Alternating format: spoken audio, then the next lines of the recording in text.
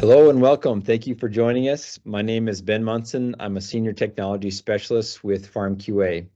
Today we're going to talk through, first of all, what FarmQA is, who we are, but then more specifically, we'll talk about our platform and how it can help you maximize efficiency as a cooperative agronomist or any agronomist that's viewing this. So with that said, we'll jump in. FarmQA, we're based out of Fargo, North Dakota. We've been around since 2015, and we're focused on building an agronomic platform that can be used globally. So with that said, we have functionality around crop scouting, recommendation writing. With the recommendation writing piece, you can write variable rate prescriptions based on several data layers. You can get growers involved and have what we call a field journal. So it's a log of all data that's captured across a field. And we can report that out in specific ways depending on the customer's needs. We support soil sampling, so whether you're doing composites, grids, or zone sampling, you can accomplish that in FarmQA along with the help of a task module for distributing workloads. We also have analytics. In our case, that's essentially querying the database of all the information that you put into our software product and allows you to do across farm or perhaps across variety analytics on whatever attributes you're interested in looking at.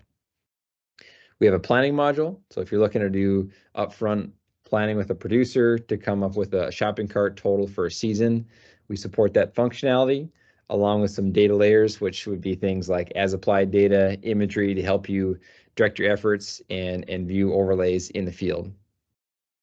So we are a global company, but we certainly focus on North America. We have 16 million acres within the platform. And as you can see on the map on the left, that covers quite a few states, but a lot of our acreage coming from the Midwest. So with that said, we're going to jump into a live demo and show you our functionality. And we've got our contact information at the end of the presentation if you'd like to reach out and learn more. What you see here is our web platform. So we start you out on a map. We allow you to bulk upload fields.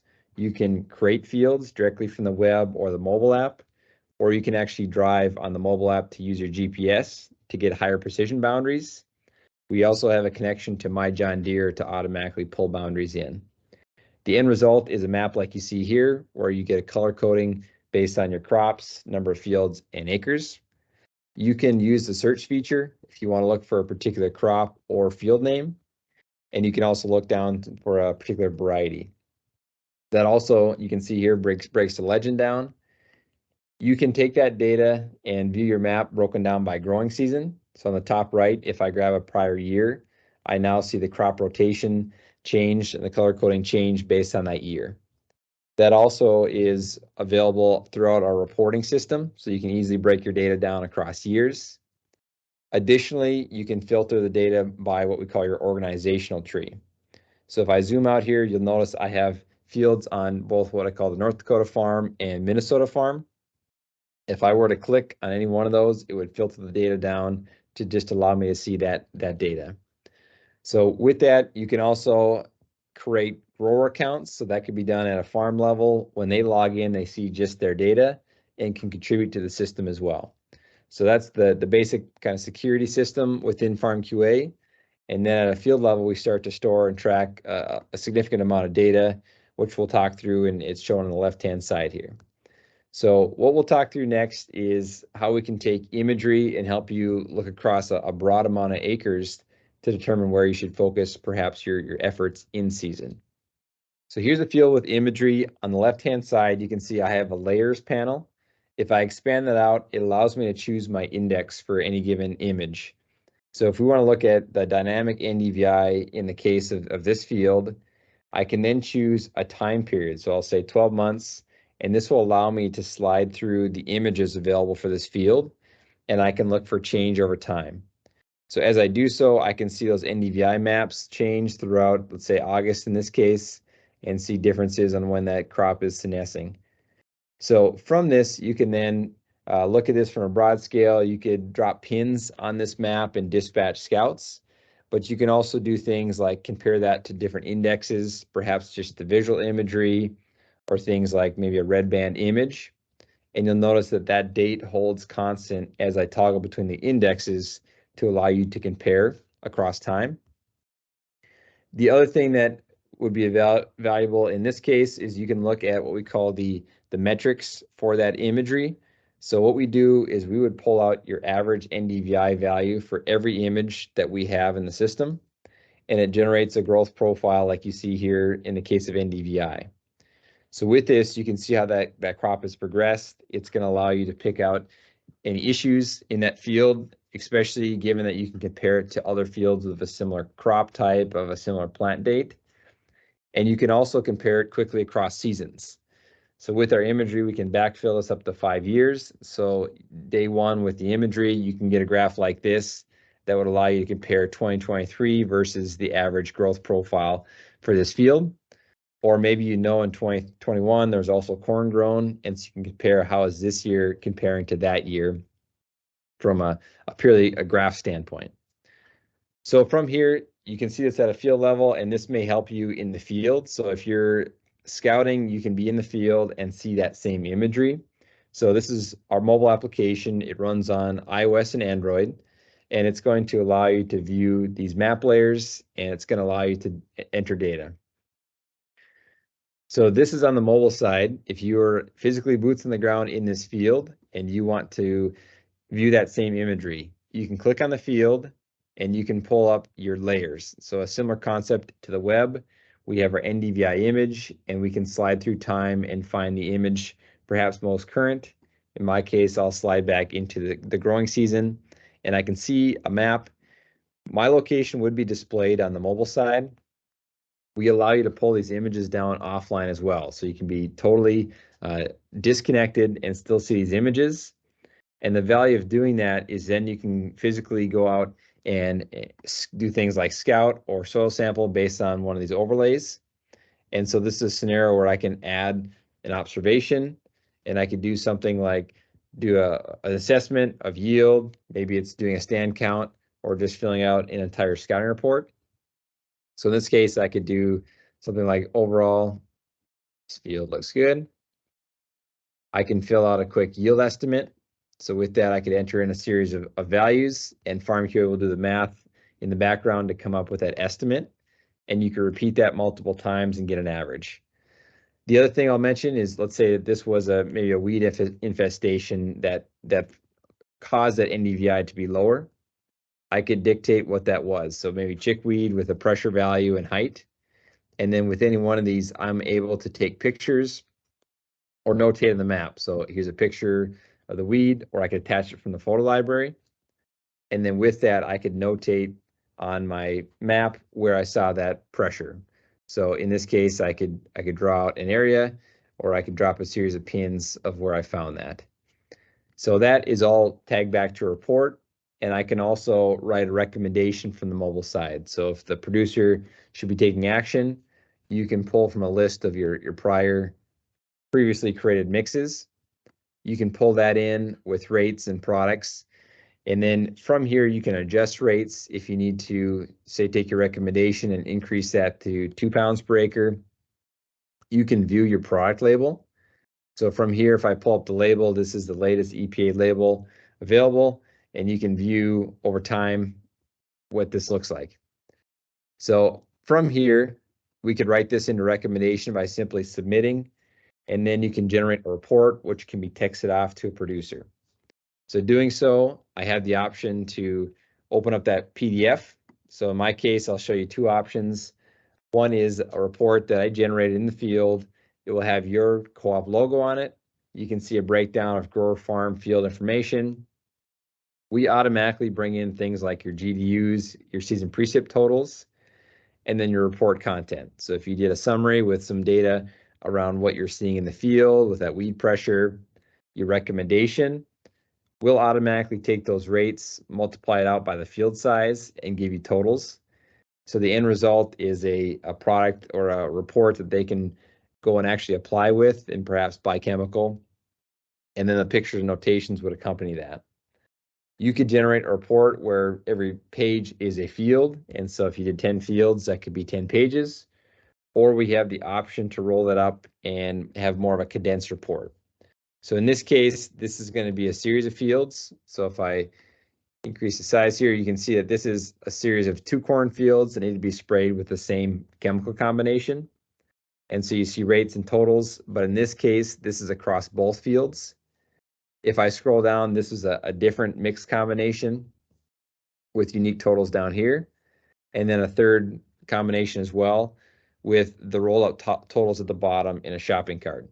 So that's more of a condensed view that you can do based on a directed satellite image into the field, scout, write a recommendation, generate the report that goes to the grower. And the intention with this is kind of twofold. One is you have a professional report that's getting in the hands of the growers, and that's perceived value with the professionalism that it provides. You can also use this to track. So if you mark this recommendation as completed, or the grower does, then there's a paper trail of the spray application. So completing this generates a spray record, and I can generate a detailed report at year end of what was sprayed.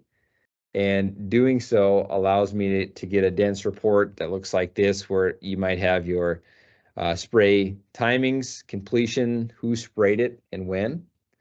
And so this would be a compliant report where you've got the product names, the EPA numbers, and rates and totals, along with if you need to be looking at your PHI, REI, rainfast. And then you can get roll-up totals on this as well. So this is across perhaps a whole season. You can get roll-up totals of how much product you used very easily by using that spray application module based on a recommendation. So it's a way, again, you can get growers engaged, but hopefully you've seen it's fairly straightforward to do data collection and do reporting on that data. So the next thing we'll talk through is we've done some infield data collection. Let's say you get to the fall and you need to do soil sampling.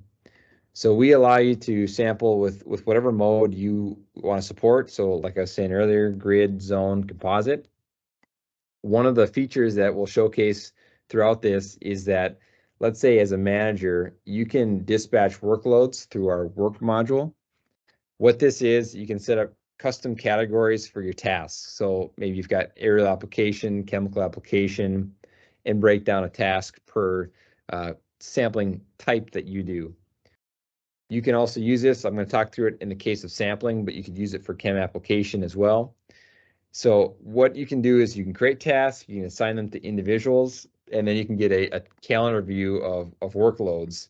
So if I go back into a period of time, you can see each row in this case is an individual, and I can see what they need to complete, and I can even drag and drop these around to distribute the workload. And then within here, you've got data tracked along with what field it is, what action they need to take, and it allows them to complete that task. So as a manager, you can be dispatching that workload. So if I grab a series of fields here, I can schedule tasks and determine to say these need to be composite sampled. With this, I can, if I want to, I can try to direct the individual of where to go, meaning I can pull in a series of previous points from a season that I collected before. I can create a grid. If you want to drop a grid and set your density or change your alignment, you can do that. And then you can also more or less freehand drop points. So if you are a manager and you have a junior sampler working for you, you can use a tool where you simply maybe drop a W pattern of where to composite sample, and that would be accompanying to that ticket, and they would see that in the field. So with that, you can then choose your sampling depth. So 0 to 6 in this case, 6 to 12. You can pull in data automatically from AgVice. So this will allow you to scan barcodes, pull data into the platform whenever it's ready or tested from the lab. If you don't use AgVice, you can pull data in through a CSV. You can set finish dates, priority, and assign this to an individual. Once I save this, it will then show up in that work list I was showing in that calendar view. But for that individual on the mobile side, they have a work tab. And from here, they will see a list of all their to-do items. And so this will be broken down by the different categories, but you can start to sort this by distance, sort it by priority, sort it by finish by date. And so that allows them to then complete work or see what they need to do. If I click on a field, it will pull in the details of that task. It will show me my progress of sample completion. In this case, this is a field near my office, and so it's going to show my location relative to the field. And so this is what a GPS would look like. If you're sampling, it tells me I'm 340 feet from the sample. As I get closer, that number will decrease until I actually get to the point. I can then scan that barcode. So from a computer, I can't showcase that, but a phone will actually pull up your camera and will allow you to scan a barcode. We also have an auto advance feature. So if I type in a barcode or scan a barcode, if you notice this ends in 09, now the next point I go to, it will auto-populate as 10, so an increase of 1. So in a case of if you're doing grid sampling, you don't have to be scanning barcodes all the time. You essentially enter your first barcode and then follow your progression of your points, your labeling of your points 1 through however many samples you have. So at this point, we've sampled all these we've taken all the samples. We can now submit that task and complete it. If you want, you can add a note to say maybe you didn't get samples in southwest corner. That would be a note that would go back to a manager. The other thing to call out here when it comes to sampling is that we also provide you with a progress map. So before I talk through, you can color by crop, but you can also color this by task. And you can also turn on your sampling points. So if you, on the mobile side, want to see where are all your sampling points relative to you, you can see that and then zoom in to see kind of a collection of all those points. So that's an option, but you can also do what I was saying of color by task. And this would allow you to choose the task you want to color by. So in my case, what I'll showcase is I'm going to show all the fields that need to be grid sampled. And so with that, I have a different status for if it's in progress, ready, or done. So as a sample collector, I can see I need to go west, and there's a series of fields I can grab in a logical route. And these may be for 5 different producers, but it's going to be a view that I can see and more or less dispatch based on and be efficient. Then as I complete a task on that field, it would turn from green to done, and then you could move on to your next field. So the same thing works for, let's say, if I toggle into maybe chemical application. Now as an applicator, they could see this on what fields I need to navigate to. And to spray, I can click on that field and I could navigate. So this little route to button would actually give me turn-by-turn directions to that field based on my GPS and that field location. So from that, you can complete tasks efficiently. You can see what's been done. Again, that paper trail of looking back at your records. So to do that, we'll jump back to the web view. And so you can see things within that task view as far as you can have saved views of what's been completed, what's outstanding, and then you can actually bill based on this. So if it comes to completed work, you can group this by a producer. You can group it by who did that job or what type it was. And then you could generate a report, let's say in Excel, that shows you all the details of that ticket, which would include acreage, number of samples pulled, things like that. So in addition, you can also see all your previous scouting reports from the web view. You can click in to see more of a dynamic view of that report and use these up and down arrows to thumb through all those records. And the same thing goes for the recommendations. So you can see what's been recommended, what's actually been applied. From a spray record standpoint, if the grower wants to get involved, here's their spray records, and they can see if it's been sprayed, what the temperature, wind speed, direction was at time of application. And then again, generate that rolled up compliance report if they need to do some sort of reporting on that side. So with that, we'll also kind of round out the soil sampling concept. So the samples have been collected at this point. If you're tied into AgVice, you have the opportunity to see that data automatically within your account. If not, you can upload a sampling file based on a CSV. So you can create different import profiles, and you can choose where at what level of the organization to upload that Excel file and to what grower and year. So then if I drag in a CSV file, I would get a report saying how many samples were uploaded, how many failed. I didn't actually bring in a CSV there, but that would allow data to flow through from essentially any lab or multiple labs. And the end result in this case would be you can see the data broken down at a field level. So if I can look at the grid sampling field, north or south, and toggle between those, but then to visualize this data, I can see the results broken down by marker location. So in the column headers, you see the nutrient. I can break this down and see it more or less pivot that data to show nutrient levels with the points across the top. But on the right-hand side, we have some interesting information around what's been historically applied. So if you start to think about fertility recommendations, you can see your historic application rates. So my urea and potash, how many tons I've been putting on, my yield history. So I can expand that out and I can see any sort of yield history on this field.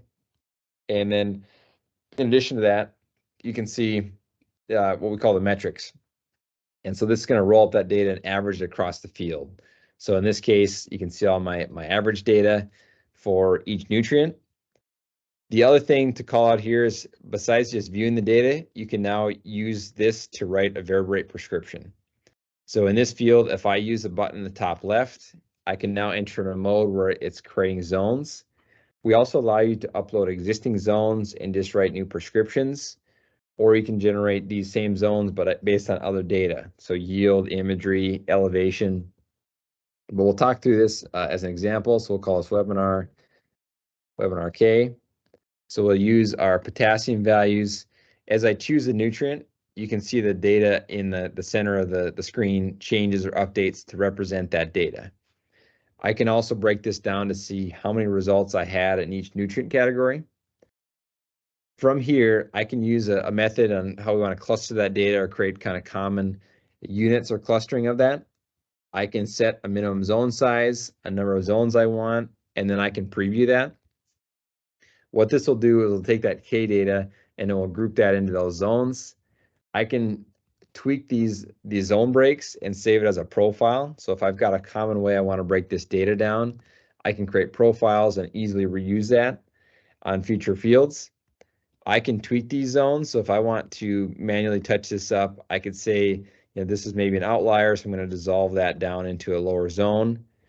Or what you can do here is you can break this into a grid. So if you need to apply this at a certain width or density, you can take the same data, break it into grids, and then you could write your prescription now.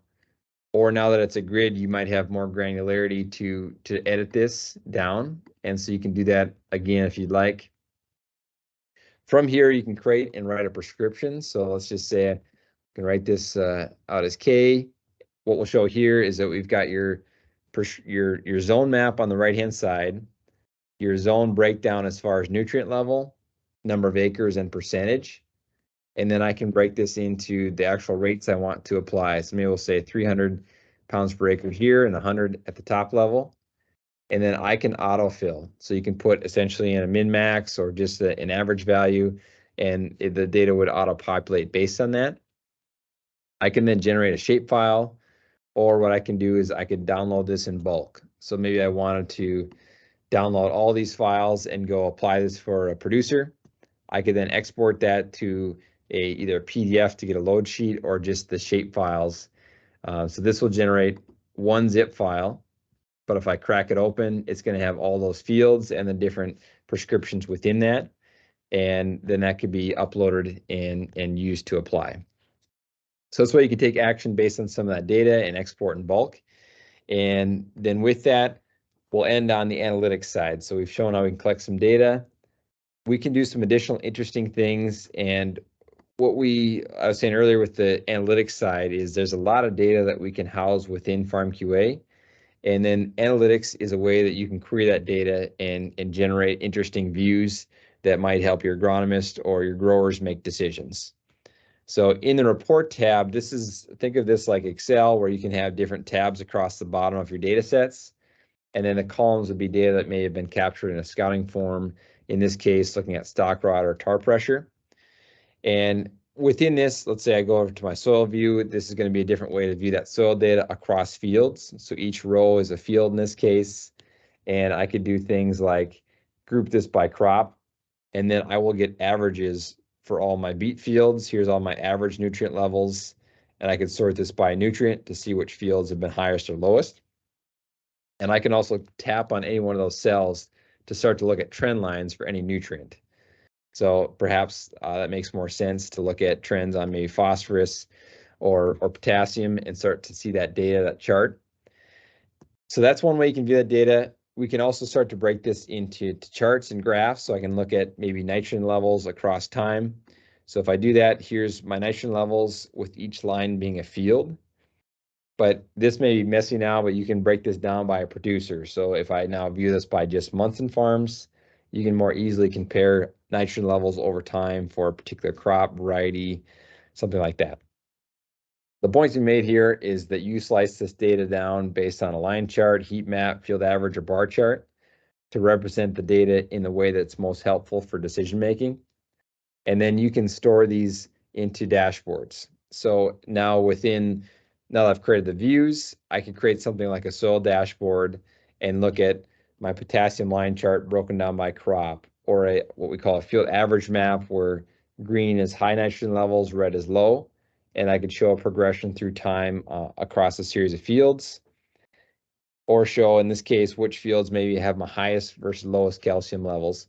So it's a way that you can break down data, and there's a lot here. So if you're interested in this side, let's sit down and bring in some historic data sets. We can bulk upload or backfill things like yield data, soil data, any sort of cropping information to help you day one create some interesting views to provide your growers.